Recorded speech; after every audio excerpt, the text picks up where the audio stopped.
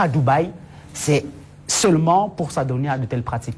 Excusez-moi, quand on va à Dubaï et qu'on n'a pas un métier, il faudrait me dire comment on a fait pour payer ses vacances. Voilà. Pour payer des vacances, pour payer des chambres très chères. Moi, j'ai travaillé toute ma vie. Hein. J'ai travaillé en moyenne 18 heures par jour depuis l'âge de 17 ans. D'accord? C'est pas pour que je sais combien il est difficile d'acheter quelque chose, même un vêtement, même un sac à main. Donc, j'ai fait un article là-dessus il y a quelques mois, vous avez été un peu, je vais dire, cet argent facile, c'est de ça dont il s'agit, n'est pas lié au travail. C'est ça qui nous choque. Ça, c'est la première chose. Si les vidéos ne sont pas dehors, c'est parce qu'effectivement, toutes les vidéos ne seront pas dehors, et en plus, personne ne va avouer qu'elle a été là-bas et qu'elle a vécu ces choses-là. Comme le dit si bien le professeur, ce sont des choses qui se passent à l'ombre des persiennes baissées. Ça, c'est la deuxième chose. La troisième chose, c'est que, pour revenir à ce que disait notre sœur à côté, c'est qu'elle n'a pas le physique. Je vais dire que, en fait, dans cette histoire, je vais compléter ce que dit le professeur, il y a, dirais-je, une rencontre de deux esprits similaires. Quelqu'un de désespéré, c'est-à-dire ne pensez pas que ces hommes qui sont à Dubaï sont très heureux, ils ont de l'argent. Mais pour arriver à servir l'autre à ce point, il ne faut pas avoir beaucoup d'estime de soi-même. C'est deux entités qui n'ont pas beaucoup d'estime d'eux-mêmes qui se rencontrent. Pourquoi je dis ça? D'abord, l'un a beaucoup d'argent et sillonne Internet pour faire venir des femmes. L'autre est une femme aussi qui a modifié extrêmement son corps. Elle n'a pas ce corps-ci, excusez-moi. Elles ont toutes des seins, globalement, hein, quelque chose près, des seins qu'elles ont changés qui sont hyper volumineux. Elles n'ont plus pratiquement de taille. Hein. Elles ont des fesses ultra larges qu'elles ont fabriquées, hein, qu'elles ont été payées pour fabriquer. C'est pas naturel. Ce qui fait que la taille disparaît presque, on dirait une abeille. Hein. C'est-à-dire Maya l'abeille, c'est-à-dire une forme d'animalisation d'elle-même. Donc quand elle partait là-bas, c'est déjà l'animal qui s'en va là-bas, rencontrer notre animal, parce que lui là-bas n'est pas mieux. Hein? Donc elles ont toutes les mêmes coiffures, les mêmes ongles, la même couleur de peau, elles sont pareilles, on dirait des produits préfabriqués pour une consommation déterminée. Or, quand vous nous regardez autour de cette table, chacune est différente. Chez elles, vous pouvez même confondre les têtes tellement elles se ressemblent toutes. Elles ont toutes les mêmes mèches, elles ont toutes les mêmes ongles, elles ont toutes les mêmes couleurs de peau, elles ont toutes les mêmes habits, elles ont toutes les mêmes saisons. Donc, ce sont des produits préfabriqués pour ces hommes-là et qu'ils consomment. Donc, je ne veux pas... Ces hommes-là ne consomment pas du n'importe quoi, ce ne sont pas des produits naturels.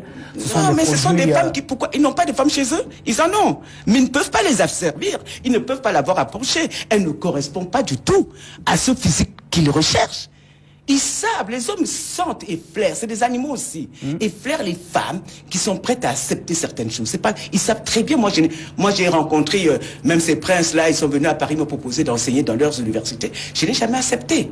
Ça, c'est la première chose que je voudrais signaler. La deuxième chose, sur le plan intellectuel, c'est qu'il ne faut pas oublier que nous sommes avec des gens qui ont mis les Noirs en esclavage. C'est-à-dire...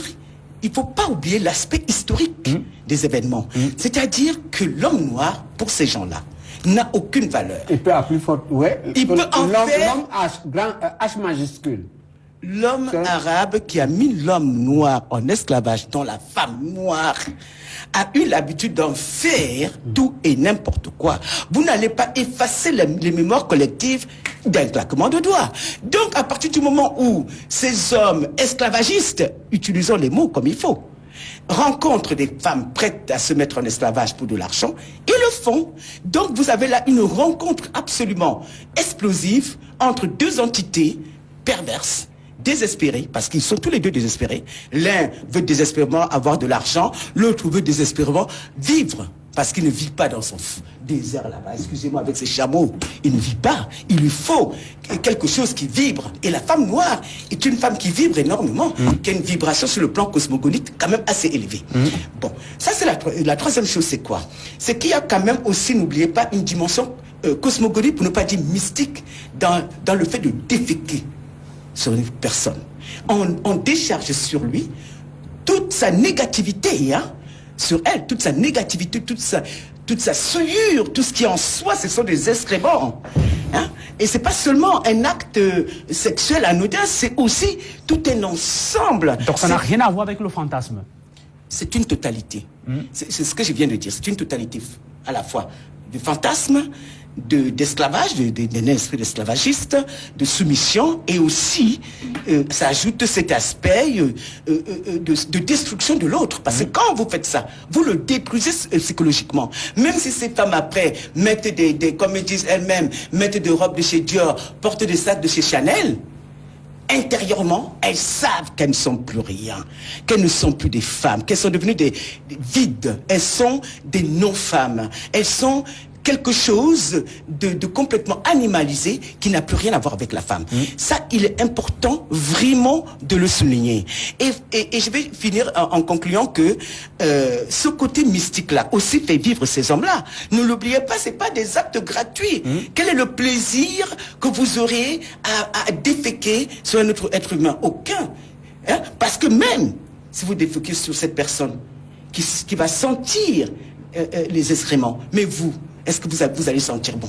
Vous allez sentir pareil, d'une certaine façon. Ce sont des hommes qui n'ont pas grandi. Ils n'ont pas dépassé le stade anal, comme dirait Freud. Vous savez, quand les enfants ils sont très heureux de dire pipi, caca, ils aiment ça, hein?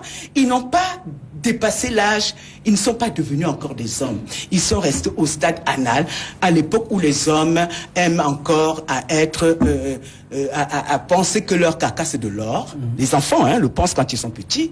Et puis par la suite, même faire ça, ça veut dire en plus ils font ça en bande, d'après ce que les filles expliquent. Ils ne sont pas devenus des hommes, ils sont restés dans la garçonnière. Ce sont des comportements des hommes qui sont restés dans des garçonnières, qui se réunissent pour faire des bêtises. Merci.